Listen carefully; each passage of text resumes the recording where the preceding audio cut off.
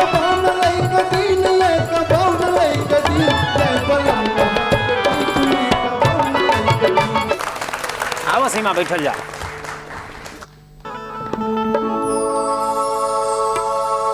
आई भैया लइका दिन ये बलमुआ हमके टिकुली कबौन लइका दिन जय बलमुआ हमके टिकुली कबौन लइका दिन जय बलमुआ हमके टिकुली कबौन लइका दिन जय बलमुआ हमके टिकुली कबौन लइका दिन जय बलमुआ हमके टिकुली कबौन लइका दिन।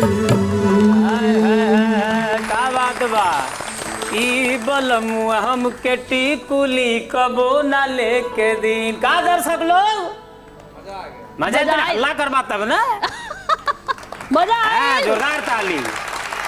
बहुत मजा आयल भाई। बलमुआ हमके टिकुली कितना बढ़िया तू गाओ तो तनी हमके बता।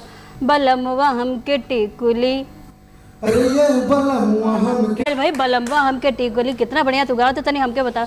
बलमुआ हमके टिकुली अरे ये बलमुआ हमके टिकुली कबौन लइका दिन जय बलमुआ हमके टिकुली अरे ये बलमुआ हमके टिकुली कबौन लइका दिन जय बलमुआ हमके टिकुली कबौन लइका दिन। असली गनवा नहीं तो शूट करत रहला, यही लिए दोबारा सुनत है। का करी हमें को शिकायत रहा ना ये दिन कैसे गवाई दिया। ले तो सेंदत भाई आज तो आज जनो तो मनोकामना पूरा कर देला गाना के माध्यम से। एकदम मन खुश सीमा का सबसे ज्यादा रहल। और का ईमानदारी से बताई इनका हमको ठुमको बहुत अच्छा लगा। कैसे रहा तो ठुमको दिखा दे।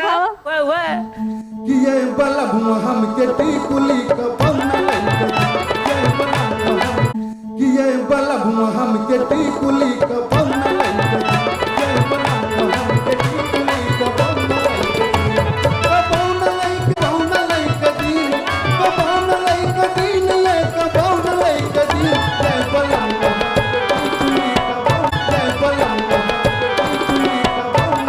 टिकुली कबौन लइका दिन जय बलमुआ हमके टिकुली कबौन लइका दिन।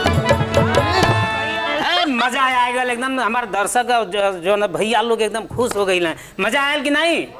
हाँ अरे सेन भैया तू कहलिए ने देखा जा अवध का शान हूँ। बिल्कुल बस एक मैसेज देना चाहूंगा बोला कि ये जो कार्यक्रम हो रहा है दूरदर्शन का ये बहुत सराहनीय योग्य है और मुझे